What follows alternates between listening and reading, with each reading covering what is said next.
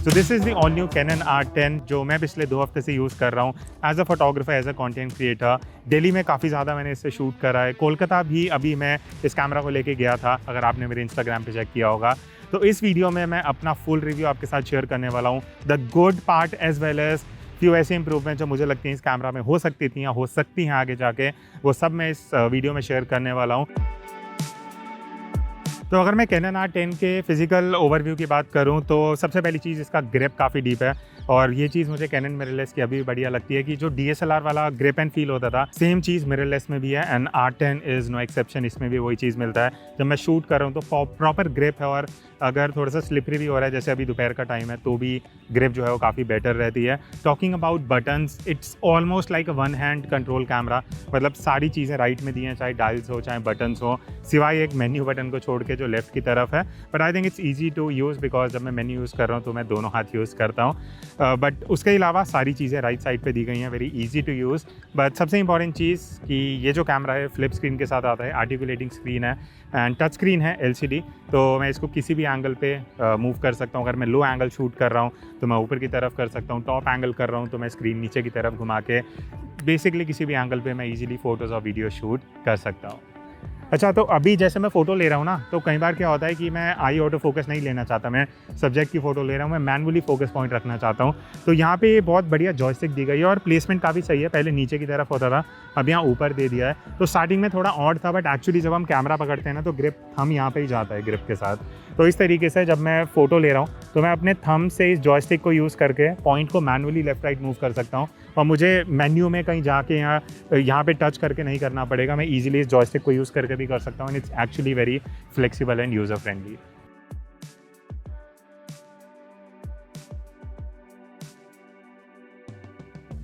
तो सबसे पहले अगर मैं सेंसर की बात करूं तो कैनन R10 के अंदर 24.2 मेगापिक्सल का डिजिक X इमेज प्रोसेसर है।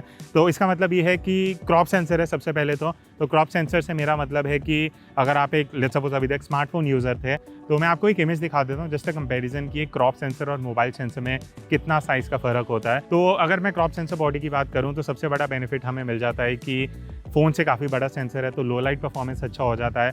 And talking about low light performance, इसका जो ISO रेंज है वो 100 से लेकर 32,000 तक जाता है, जो आपको काफ़ी फ्लेक्सिबिलिटी देता है। इवन अगर आप लो लाइट में शूट करना चाहते हो तो अपने ISO को बूस्ट करके आप इमेजेस क्लिक कर सकते हो। अब ये जो कैनन EOS R10 है ना, ये एक मिररलेस कैमरा है, और मिररलेस कैमरा की सबसे खास बात मुझे क्या लगती है कि जो फोकस पॉइंट्स होते हैं ना, मतलब लिटरली मैं पूरी स्क्रीन में कहीं भी टच करके फोकस कर सकता हूँ, चाहे वो टॉप राइट कॉर्नर हो, सेंटर हो, कहीं पे भी अगर मैं टच करूँगा ये कैमरा फोकस कर सकता है, बिकॉज इसके अंदर up to 651 auto focus frame zones आते हैं। इसका मतलब ये है कि आप लिटरली किसी भी पॉइंट पे अपने फ्रेम में टच करके, या फिर अगर आप ऑटो फोकस यूज़ कर रहे हो कैमरा का, तो कैमरा कहीं पे भी फोकस ले सकता है। तो अभी आप मेरे को फ्रेम में देख सकते हो, आई एम होपिंग जो कैनन R10 है वो मुझे फोकस कर रहा होगा with eye auto focus tracking. तो अभी मैं फ्रेम के इतना पास हूँ और आप देख सकते हो literally if I am moving around तो इसके जो अप टू 651 फोकस जोन्स हैं वो मुझे फोकस में रख रहे होंगे। अगर मैं एज में भी जाता हूँ, लाइक एक बार मैं फ्रेम के बाहर गया और अब अगर मैं अंदर आ रहा हूँ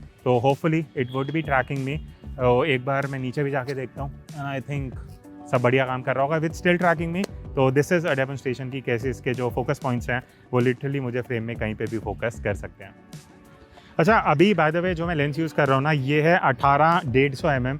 तो ये किट लेंस है, सेकंड किट लेंस। जो एक बेसिक आता है दैट इज़ 1845, बट ये सेकंड लेंस है। और इसका बेनिफिट मुझे क्यों लगा, और इसी से मैं मोस्टली शूट कर रहा हूँ, बिकॉज 18 से लेकर 150 तक का मुझे रेंज मिलता है। तो अगर मान लेते हैं मैं 18 mm पे इंडिया गेट का अभी फ़ोटो निकालता हूँ, दैट इज़ दिस, तो ये एकदम वाइड एंगल है। और वही अगर मैं 150 पे जाके क्लोजअप डिटेलिंग शॉट लेता हूँ तो कुछ इस तरीके का, जो ऊपर इंडिया लिखा हुआ है ना, उसका शॉट निकाल सकता हूँ। तो एक ही लेंस में मुझे पूरा रेंज मिलता है, और इसका aperture value is also decent enough, like f6.3 पे मैं 150 mm पे शूट कर सकता हूँ।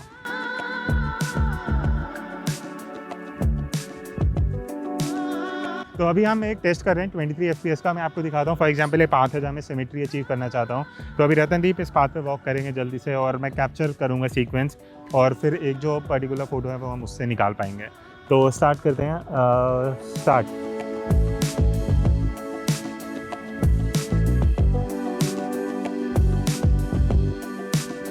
तो जैसे आपने अभी सीक्वेंस में देखा कि it was almost like a video because 23 FPS पे मैं शूट कर रहा था फोटोज़, और normal video cinematic video 24 FPS पे शूट होती है, तो it's like almost shooting a video और उससे मैं एक फ़ोटो निकाल रहा हूँ।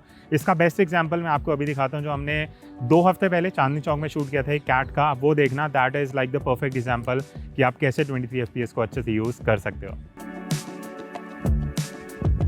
अब देखो, सुनने में 23 FPS बहुत बढ़िया लगता है, आपको ये लगेगा हमेशा 23 पे ही शूट करें और जब जो फ्रेम चाहिए वो निकाल लें, बट जो 23 FPS मोड है ना, उसमें एक लिमिटेशन ये है कि आपको डिस्टॉर्शन देखने को मिलेगा बिकॉज वो इलेक्ट्रॉनिक शटर पे काम कर रहा है। अब इलेक्ट्रॉनिक शटर में क्या होता है कि अगर आपका सब्जेक्ट मूविंग है, आप कैमरा ज़्यादा पैन कर रहे हो, तो उसमें डिस्टॉर्शन आएगा, वो सीधे की बजाय थोड़ा टिल्टेड दिखेगा। तो इसका मतलब ये नहीं है कि आप हाई FPS में शूट नहीं कर सकते। एज अ मिररलेस कैमरा इसके अंदर 15 FPS का भी मोड है, मतलब अगर मैं मैकेनिकल शटर यूज़ कर रहा हूँ तो अप टू 15 FPS में शूट कर सकता हूँ, और that is in itself mirrorless camera के हिसाब से बहुत ही ज़्यादा FPS है। तो एक काम करते हैं, काफ़ी बर्ड्स हैं यहाँ पे, तो एक बर्ड फ्लाइट कैप्चर करता हूँ 15 FPS पे, और मैं आपको आउटपुट दिखाता हूँ कि आप कैसे 15 FPS पे बर्ड की फ्लाइट या कोई भी एक्शन को कैप्चर कर सकते हो।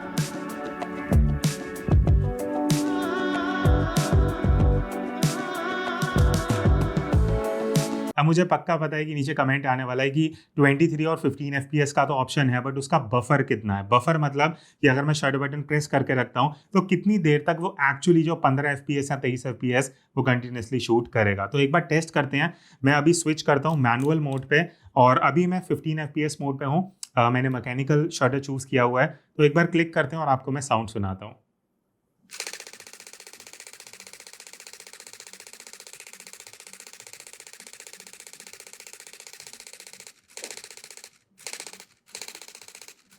ये अभी भी शूट कर रहा है, आपने ये सुना होगा बीच में थोड़ा सा लैग आया। आई थिंक ये एक बार चेक कर लेते हैं। मेरे इसमें 200 इमेजेस थी जब मैंने बफर शुरू करा था, और अभी 344 है, तो आई थिंक अराउंड 120 इमेजेस तक एकदम स्मूथ चला था, मतलब 7-8 सेकेंड कंटिन्यूस बफर मुझे 15 FPS में मिल रहा है, which is actually very good. उसके बाद भी ऐसे नहीं कि एकदम रुक गया, वो आई थिंक 7 से 8 FPS पे अभी भी काम कर रहा था। बट हाँ, एक चीज़ मैं क्लियर कर दूँ, अभी मैं JPEG पे था, तो एक बार मैं जल्दी से इसको JPEG प्लस रॉ कर लेता हूँ और फिर देखते हैं कितना बफर आता है। आई थिंक 1.5 सेकंड का रहा था, तो कंसिडरिंग रॉ प्लस JPEG है, 1.5 सेकंड इज डिसेंट इनफ। बहुत बढ़िया भी नहीं है और बेकार भी नहीं है, बिकॉज यूजुअली कैमरा से 1 सेकंड तक रहते हैं, पर आई कैन सी 1.5 से 2 सेकंड तक इसका बफर चला था JPEG प्लस रॉ पे। तो अब मैंने शटर को इलेक्ट्रॉनिक मोड पे स्विच कर दिया, मतलब अब जो मैं फोटोज लूंगा वो 23 FPS पे आएंगी। तो एक बार इस पे बस देख लेते हैं। तो अभी मेरी जो इमेज काउंट है वो है 363। एक बार क्लिक करते हैं, इसमें साउंड नहीं आएगा, इलेक्ट्रॉनिक है।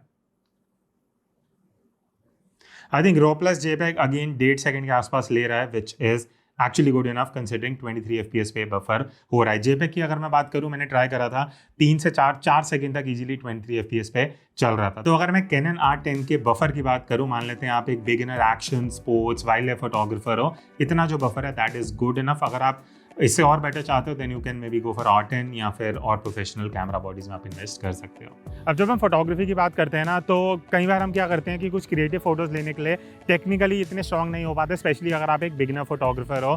तो इसके अंदर ना कैनन ने काफ़ी क्रिएटिव मोड्स डाले हैं, तो मेरा जो कुछ फेवरेट है मैं उनकी बात करता हूँ। सबसे पहले इसके अंदर पैनिंग मोड है, and let me be honest, मैं एग्जैजरेट नहीं कर रहा। पैनिंग मोड इसका ऐसा है कि मतलब आप ये मान लो कि अगर मैं नॉर्मल पैनिंग करता हूँ ना, मैनुअली शटर स्पीड स्लो करके, तो 10 में से 2 या 3 बढ़िया फोटोज़ निकलती हैं। बट मैंने देखा है कि जब मैं इसका पैनिंग मोड यूज़ कर रहा था तो 10 में से 8 फोटो एकदम बढ़िया फोकस्ड आ रही थी।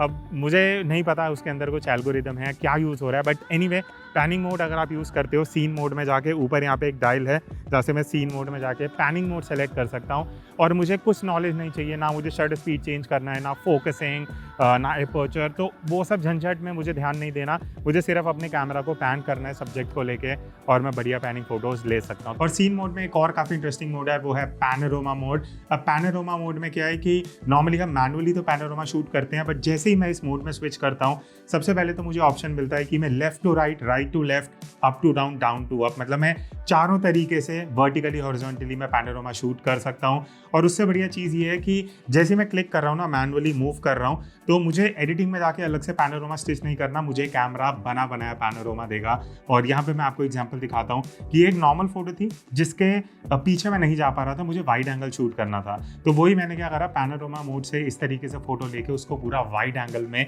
शूट कर लिया। अच्छा, अब अगर हम फोकस की बात कर कर रहे हैं तो हम फोकस ट्रैकिंग को कैसे भूल सकते हैं। और कैनन का सबसे बढ़िया चीज़ है कि इसके अंदर फोकस ट्रैकिंग मोड्स हैं। लाइक ह्यूमन की अगर मैं बात करूं तो आई ट्रैकिंग है, या आई अगर थोड़ा सब्जेक्ट दूर चले जाता है तो हेड ट्रैकिंग, फेस पे और कहीं ना कहीं फिर बॉडी पे आ जाता है। बट यही नहीं, इसके अंदर 2 और मोड्स हैं, that is animal focus tracking और व्हीकल ट्रैकिंग। तो बेसिकली मैं किसी भी सब्जेक्ट पे ट्रैकिंग कर सकता हूँ डिपेंडिंग ऑन द कैमरा की भैया सबको फोकस अच्छे से ट्रैक कर लेगा। मैं आपको कुछ यहाँ पे वीडियो के सैम्पल्स बी रोल में दिखा देता हूँ कि जब मान लेते हैं मैं एक सिचुएशन में जहाँ पे ह्यूमन का पोर्ट्रेट ले रहा हूँ तो वहाँ पे ये कैमरा बहुत ईजिली फोकस ट्रैक कर सकता है आई का। वही अगर वहाँ पे मुझे कोई एनिमल, कैट या डॉग मिलता है, वहाँ पे भी मैं स्विच कर सकता हूँ ईजिली और वहाँ पे फिर वो एनिमल पे आई फोकस ले लेगा या हेड पे। और लास्ट में व्हीकल, तो अगर मैं कुछ पैनिंग शॉट्स या व्हीकल शॉट्स ले रहा हूँ वहाँ पे भी काफ़ी ईजिली ये फोकस ट्रैक कर लेता है।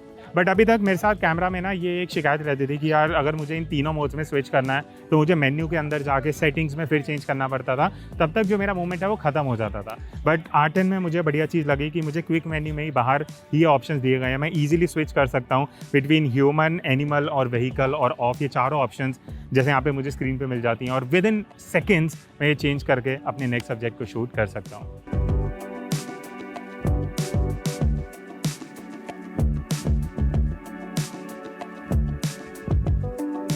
तो अभी तक तो हम फोटोग्राफी के हिसाब से कैनन R10 की बात कर रहे थे, बट आई एम श्योर आप में से काफ़ी ज़्यादा वीडियो क्रिएटर्स भी होंगे, आप फ़ोटोज़ भी लेते होगे, वीडियोज़ भी लेते होगे।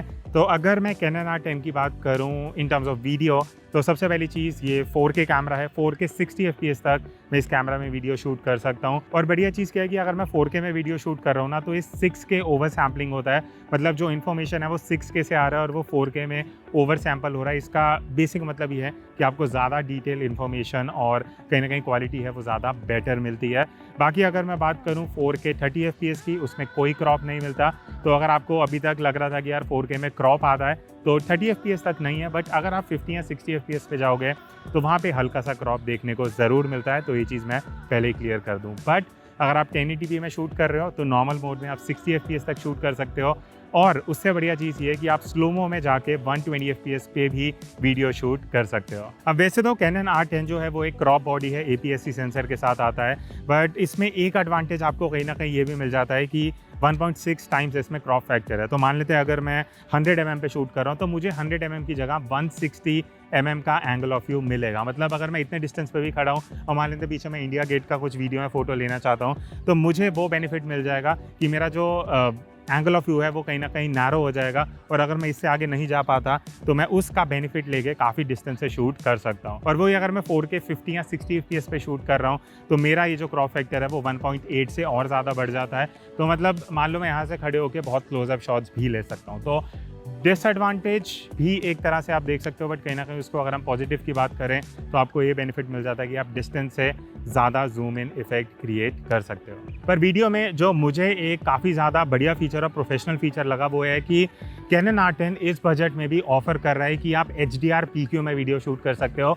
अगर आपको ये बहुत कॉम्प्लेक्स वर्ड लग रहा है मैं सिंपल वे में बताता हूँ। HDR मतलब अगर बहुत डायनामिक सिचुएशन है जहाँ मेरा स्काई भी है ब्राइट और फोरग्राउंड में भी कोई एक एलिमेंट है, कोई स्ट्रक्चर है, बिल्डिंग है, या मैं मॉडल शूट कर रहा हूँ, तो वहाँ पे अगर बहुत ज़्यादा डायनामिक रेंज हो रही है हाईलाइट्स और शैडोज़ की तो उस कॉन्ट्रास्ट को मैं HDR में शूट करके ज़्यादा बेटर कर सकता हूँ। और बेसिकली एडिटिंग में मुझे ज़्यादा रेंज मिलता है to play around with the dynamic range. और सबसे बड़ा बेनिफिट मिलता है कि नॉर्मली वीडियो जो हमारी है वो 8 बिट पे शूट होती है, बट HDR PQ में मैं 10 बिट में वीडियो शूट कर सकता हूँ, वो भी 4:2 पे। तो रिसेंटली मैंने कैनन R7 लिया था जो अगेन एक क्रॉप बॉडी है R10 की तरह, और काफ़ी लोगों ने पूछा कि भाई R7 क्यों लिया। बिकॉज R10 में भी जो सबसे बढ़िया चीज़ मुझे लगी वो है कि वीडियो के टाइम लिमिट नहीं है। मतलब अगर बहुत बार हमारे साथ ये और था, हम R5 R6 से शूट कर रहे थे, मुझे चाहिए था यार वो 30 मिनट की जो लिमिट है ना वो कहीं ना कहीं इश्यूज होते थे। जो हम लॉन्ग फॉर्म वीडियोस करते थे उसमें 30 मिनट बाद एक कट आ जाता था। बट इसमें क्या है कि आप देखो अभी यहाँ पे मुझे 2 घंटे का टाइम दिखा रहा है, मतलब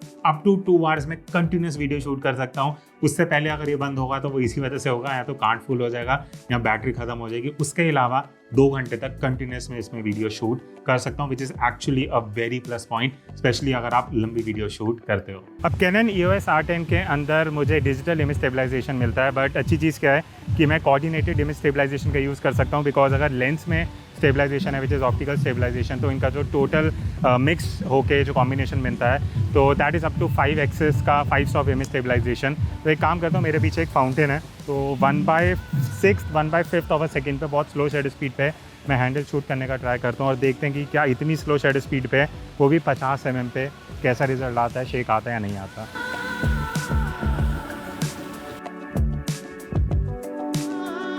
तो मैं 1/6 से भी स्लो चला गया हूँ, मैं अभी 1/3 ऑफ अ सेकेंड पे हूँ which is almost half a second. और इस पर अगर मैं शॉट लेता हूँ तो वो भी हैंड हेल्ड काफ़ी ज़्यादा शार्प है। तो इसका मतलब ये है कि अगर आप हैंडल भी शूट कर रहे हो can easily click sharp photos with this particular camera. अब मैंने कैनन R10 के सारे फीचर स्पेसिफिकेशन और जो चीज़ें मुझे अच्छी लगी उसके बारे में तो बात कर ली, बट अगर हम रिव्यू की बात करें तो कुछ ऐसे पॉइंट्स भी हैं जो मुझे लगता है कि कैनन R10 में आगे जाके बेटर हो सकते हैं, बेटर हो सकते थे। और वो ये है बिकॉज आई एम श्योर आप में से कई लोगों की भी ये शिकायत रहेगी कहीं ना कहीं कि यार 4K कैमरा तो है बट 4K 50 या 60 FPS पे जब हम जाते हैं तो क्रॉप हो जाता है। तो 4K क्रॉप 4K 30 FPS में नहीं है, बट क्रॉप जो है वो 50-60 FPS में आता है। तो उसको आप एडवांटेज में भी यूज़ कर सकते हो। अगर आप बिहाइंड द कैमरा शूट करते हो तो मान लेते हैं अगर मैं 50 mm पे शूट कर रहा हूँ तो मुझे एक्चुअली जो एंगल ऑफ व्यू है वो काफ़ी ज़्यादा नैरो मिलेगा, इट्स लाइक 80 mm के आसपास, जो कहीं ना कहीं आपके लिए बेनिफिशियल भी हो सकता है। उसके अलावा आईबिस की अगर बात करें, इन बॉडी में स्टेबलाइजेशन, देखो मैं अपना ऑनेस्ट व्यू शेयर करता हूँ, जिस प्राइस पे ये कैमरा आता है मुझे लगता है ये बीच में है। अगर इसमें आईबिस नहीं भी है ना तो अगर आपको आईबिस चाहिए आप R7 ले सकते हो, इसलिए मैंने R7 में इन्वेस्ट किया रादर देन R10। बट अगर आपका बजट लिमिटेड है 70-80 हज़ार तक, then R10 is a good option. IBIS नहीं है तो आप एक चीज़ कर सकते हो, या तो गिम्बल यूज़ कर सकते हो या फिर इसका डिजिटल इमेज स्टेबलाइजेशन, लेंस में जो स्टेबलाइजेशन है उसका कॉम्बिनेशन यूज़ करके कहीं ना कहीं थोड़ा स्टेबलाइजेशन कम कर सकते हो। बट उसके अलावा मुझे एज सच कोई मेजर ड्रॉबैक नहीं लगा। I loved using this camera. मैंने इसको ऑलमोस्ट 2 हफ्ते 3 हफ्ते यूज़ करा है, दिल्ली में, कोलकाता में काफ़ी इमेजेस लिए हैं, काफ़ी वीडियोज़ लिए हैं। तो टेस्ट करते हुए मुझे एज सच कोई रियल स्ट्रगल नहीं लगा। बैटरी भी काफ़ी अच्छी काम कर रही है एज पर अ मिररलेस कैमरा। तो अब इस क्वेश्चन पे आते हैं कि भाई R10 किन लोगों के लिए है। तो देखो, अगर आप एक बिगिनर हो या फिर अगर आप अपने स्मार्टफोन से अभी तक वीडियोस बना रहे हो, आप अपग्रेड करना चाहते हो बिकॉज बिगर सेंसर है, बेटर लो लाइट परफॉर्मेंस है, वो सारी चीज़ें आ जाती हैं, ब्लर इफेक्ट मिल जाता है, देन आई थिंक R10 इस प्राइस पे is a very good option specially for beginners. And अगर आप एक वीडियो क्रिएटर हो ना तो R10 इज़ लाइक इस प्राइस रेंज में APS-C सेंसर में this is one of the best options. 4K 60 मिलता है, 23 FPS पे आप फोटोज़ भी ले सकते हो। वीडियोस की अगर मैं बात करूँ HDR PQ है, फोकस ट्रैकिंग है, सब कुछ बढ़िया। तो मुझे ऐसा कोई दिक्कत इस कैमरा में लगती नहीं है जिस वजह से मैं किसी को ये कैमरा सजेस्ट ना कर पाऊँ। बट हाँ, अगर आप एक प्रोफेशनल फोटोग्राफर हो तो मैं सजेस्ट करूंगा कि डू कंसिडर कि इसमें आईबिस नहीं है, 4K 60 में क्रॉप होता है। अगर आपके लिए वो काम करता है then it's a very good option. Otherwise आप R7 की तरफ देख सकते हो। So this was it from this video. ये था मेरा रिव्यू। आप बताना नीचे कमेंट करके आपके क्या व्यूज हैं अबाउट दिस कैमरा इस वीडियो देखने के बाद। I see in the next video. तब तक take care and keep clicking.